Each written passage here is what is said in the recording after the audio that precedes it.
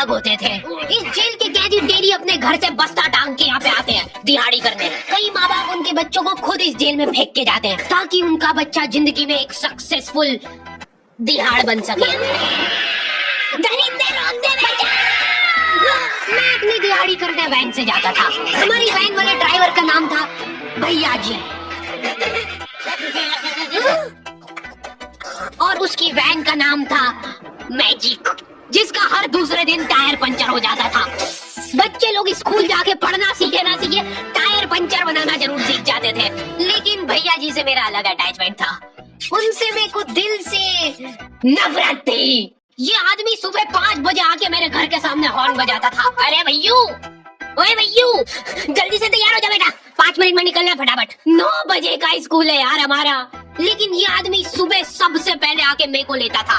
उसके बाद हम 3-4 घंटे पूरे शहर भ्रमण पे निकलते थे। शहर के पूरे आखिरी कोने से बच्चे लेने के आता था ये आदमी।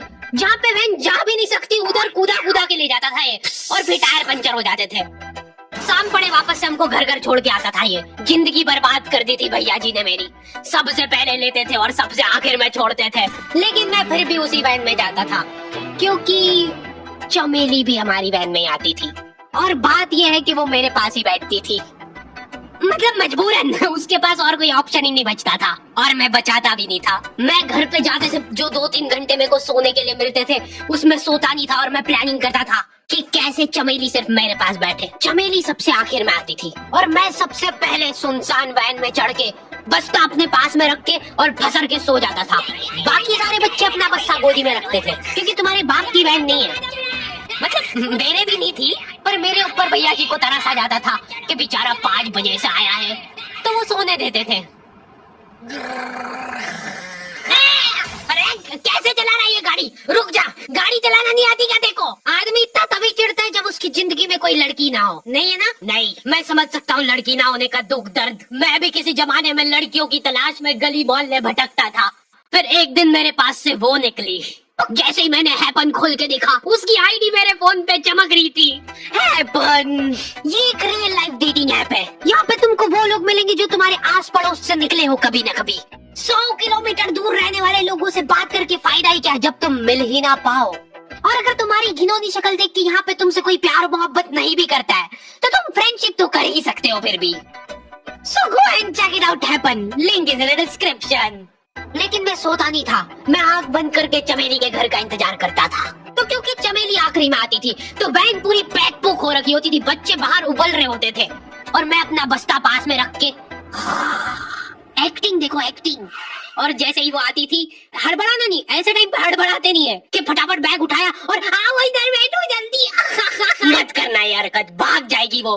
ठरक नहीं झलकना चाहिए जरा सी भी, एकदम सटल रखना है। क्या हुआ? और कई जगह नहीं है क्या? तेरे मुंह में मुंह दूंगा मैं। अच्छा ठीक है, इधर ही बैठ जाओ। देख रहे हो एक्टिंग देखो तुम लौंडे की। न जाने कौन सी नशीली खट्टी मीठी खुशबू लगा के आती थी चमेली। आज तक उसकी खुशबू है मेरी नाक में।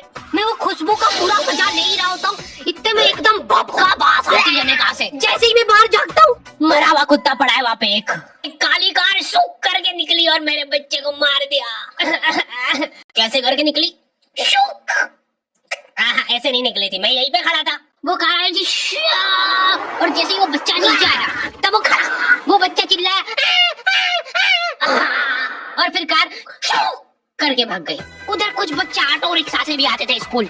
ऐसा लगता था कि पूरे स्कूल के बच्चे इस एक ऑटो रिक्शा में ठूस ठूस के ले जाता है वो। ये ऑटो वाले और भैया जी दोस्त थे और अब ये बीच सड़क पे रेसिंग लगवा रहे हैं। इनकी गाड़ियां उबला रही है बच्चों से, फिर भी नहीं मान रहे ये लोग। स्कूल जाके वो पीछे मुलट के देख रहा है तो एक बच्चा नहीं बचा उसके ऑटो रिक्शा में। हमारे भैया जी बेचारे पीछे से उनके गिरे हुए बच्चों को उठा उठा के ला रहे थे। ये सब हरकतें करके हम लोग जैसे तैसे कैद खाना पहुंच जाते हैं। सुबह 5 बजे से निकलने के बावजूद हम लोग लेट पहुंच रहे हैं। वहाँ पे पहुंच के हमने देखा कि 4 लौंडे मरे हुए पड़े हैं जिनको डॉन ने मारा है। डॉन हमारे स्कूल की इंचार्ज थी। डॉन का कद छोटा था और पेट मोटा था और आश्चर्य की बात यह है कि समय के साथ उसकी हाइट कम हो रही थी। मतलब बड़े नहीं बड़े वो चलता एक बार को, पर इसकी कम हो रही थी। डॉन बहुत स्ट्रगल करके कार से स्कूल आती थी खड़े होके, क्योंकि बैठ जाए तो उसको सामने की सड़क नहीं दिखती थी। वो अलग बात है, खड़े होके भी पूरा नहीं दिखता था। हर रोज 2-4 कुत्ते कुचलते हुए आती थी वो। फिर मेरे को समझ आया कि रास्ते में जो कुत्ते दिखे थे वो डॉन इस कैद खाने में छत पे बैठी रहती थी स्नाइपर लेके। कोई भी कैदी कुछ गलत गतिविधि करता हुआ दिखता था तो वहीं पे, मैडम इनकी लाश का क्या करना है? अरे ये तो आपको पता ही है। कहाँ रह गए थे यार झमू दीदी, फटाफट ये खून वून साफ करो। झमू दीदी बुलेट से स्कूल आते थे और ये अफवाह फैली हुई थी पूरे स्कूल में कि उनके घर पे मर्सिडीज भी है। लेकिन झमू दीदी हम्बल रहना पसंद करते हैं। ऐसा कहा जाता था कि ये स्कूल ऑन पेपर झमू दीदी के नाम पे ही है, पर वो हम्बल रहने के लिए यहाँ पे झाड़ू पोछा लगाती है। वैसे मैडम इन्होंने करा क्या था? गैर कानूनी पेन फाइट का सट्टा खेलते थे ये लोग क्लास में। उससे मेरे को प्रॉब्लम नहीं है, मेरे को क्यों नहीं? हमारी क्लास में पेन फाइट का सट्टा चलता था। हमारे इधर जो लौंडा पेन फाइट में जीतता था, सामने वाले का पेन उसका हो जाता था। कुछ बच्चे अपना सब कुछ दांव पे लगा देते थे और कर्जे में डूब जाते थे। फिर भी वो लोग हार नहीं मानते थे और अपने दोस्त से पेन उधार लेके खेलते थे और वापस हार जाते थे। तो अब क्लास में कुछ बच्चों के पास पोटला भर के पेन पड़े और कुछ बच्चों के पास पेन ही नहीं है। पेन इस कैद खाने की करेंसी थी, जिसके पास जितने महंगे पेन वो उतना रईस। यहाँ पे ब्लैक में पेन इधर उधर होते थे। नॉर्मल लोगों के पास होते थे 5 रुपए वाले जीफी जेल, जो कि तुम एक पन्ने पे लिखोगे तो पीछे 10 पन्ने तक छप जाएगा। और उनसे भी गए बीते लोग होते थे जो 3 रुपए वाला यूज एंड थ्रो लेके आते थे और उससे भी उनकी अच्छी राइटिंग आ जाती थी। बहुत चिढ़ मचती थी यार मैं कौन से। और कुछ चुनिंदा रईस लोग होते थे जिनके पास होता था ट्राईमैक्स।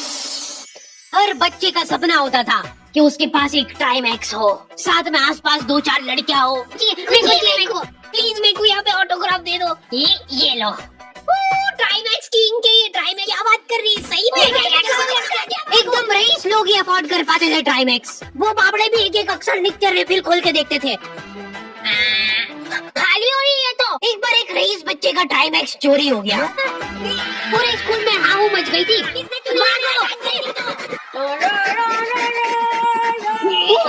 वो देखो, पता चला कि वो आदमी दौड़ भी सकता है। हमारे स्कूल में कुछ भी कांड हो रहा है, ये आदमी सबसे पहले दौड़ के आएगा, पूरा बैग खोल चोर और बच्चों के बैग चेक करेगा। स्कूल वालों को भी इसकी सैलरी देते वक्त सबसे ज्यादा आखरती है। सैलरी किस चीज की? इस आदमी की शक्ल देख के ऐसा लगता था कि ये स्पोर्ट्स की आड़ में वैन वालों के साथ मिलके बच्चों की स्मगलिंग करता है। इस महान आदमी का नाम था भूषण। इसने अपनी जांग पे टैटू करा रखा था, भू अलग जांग पे, सण अलग जांग पे। सर कल से खो खो खेलने के लिए कितनी बजे आना है? वो तो बैग चेक करा पहले तू। इन्होंने पूरे कैद खाने के कैदियों को लाइन से खड़ा कर दिया है। पेन हमारी क्लास के बच्चे का गुमा है और पूरे स्कूल में ढूंढ रहे हैं लोग। आखिरी में पता चलता है कि वो बच्चा घर पे भूल के आ गया था उसका पेन। सॉरी बेटा, एक पेड़ में मुंह देगा। ऐसे तो नमूने बच्चे थे हमारे स्कूल में और टीचर लोग उनसे भी गए बीते थे। हमारे स्कूल में टीचरों को उनके नाम से कोई जानता ही नहीं है। बच्चों ने उनकी हरकतों के अनुसार टीचरों के नाम रखे हुए। हमारे इंग्लिश वाले टीचर का नाम था छोटा भीम। इससे चिड़चिड़ा आदमी मैंने आज तक नहीं देखा। छोटा भीम की हॉबी थी लड़कों को कूटना। उस बेचारे की हाइट छोटी थी तो बच्चे के मुंह तक उसका हाथ ही नहीं पहुंचता था। बेचारा ऊंचा उचक के मारता था, फिर भी कमर तक ही हाथ पहुंच पाता था उसका। एक पॉइंट पे मेरे को ऐसा लगने लग गया था कि उसको सैलरी लड़कों को कूटने की मिल रही है। कभी किसी बच्चे को बहुत ज्यादा मार दिया, घायल हो गया हो बेचारा, ये लो आपका एक्स्ट्रा बोनस। तुम्हारा माफ करेगा क्या? सर मेरे पापा मर गए, नहीं मर जा। ये लो। अरे वाह, नहीं चल रही, सांस तो नहीं चल रही है। हाँ कंफर्म मर चुका है ये। ये लो आपका प्रमोशन हो गया है। लड़कियों से उसका अलग अटैचमेंट था। कौन सा परफ्यूम लगा के आई हो? सर थोड़ा दूर रहो। अरे मैं कुछ कर थोड़ी ना। भोली सी सूरत और आंखों में ठरक लेके स्कूल आ जाता था ये daily. So this means that he will jump over it and then he starts. ये आदमी इंग्लिश को इंग्लिश में ही ट्रांसलेट करके चल जाता था हमारी नंगी आंखों के सामने। इधर वॉशरूम में मौत का नंगा नाच मचा रखा था लॉन्डो ने। 4 लॉन्डे दिन भर वॉशरूम में जाके खड़े हैं, कुछ भी नहीं कर रहे वो लोग वहाँ जाके। उनको बस मन की शांति मिलती है वहाँ जाके।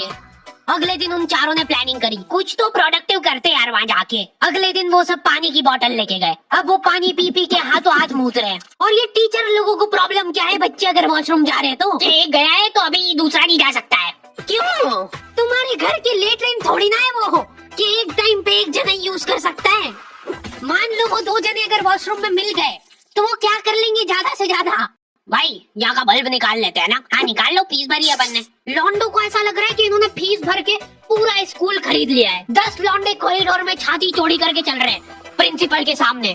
प्रिंसिपल को इग्नोर कर रहे हैं ये लोग। इनको ऐसा लग रहा है कि इन्होंने फीस भर दी है तो प्रिंसिपल इनके पैर पड़ेगी। उनमें से आधों ने फीस भरी भी नहीं है। हमारा स्कूल बिल्कुल सेफ नहीं था। हमारे वॉशरूम में चोरियां हो जाती थी यार। बल्ब चोरी करने के बाद सब लोग अंधेरे में मूत रहे एक दूसरे के जूते पे। उधर उधर कर। उसके बाद पूरे वॉशरूम में कुछ दिख नहीं रहा है चोरी करने का। तो ये लोग हाँ नल उखाड़ के ले गए। नल कौन ले जाता है? कभी वो मछली वाले साबुन चोरी हो जाते थे, कभी ये फिनाइल की सफेद गोली को माउथ फ्रेशनर समझ के खा जाते थे। भाई भाई इसको चबा मत, इसको चूस, ज्यादा देर तक चलेगी ऐसे। ठंडक हो रही भाई, ठंडक।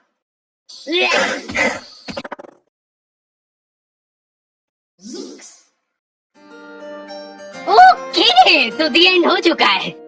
होपफुली तुम लोगों को ये वीडियो पसंद आई होगी। अब कोई भी रोएगा नहीं। और डैडी किधर गया? वो मर चुका है। लो भाई तुमको जो चाहिए था ले आया हूँ मैं। अपने दोस्तों को ब्लैकमेल करो उनकी गंदी फोटोज दिखा के कि उनको ये वीडियो मजबूरन देखना पड़े। बाकी अगर तुमको इसका सेकंड पार्ट चाहिए तो 2.5 लाख लाइक्स कर दो फटाफट।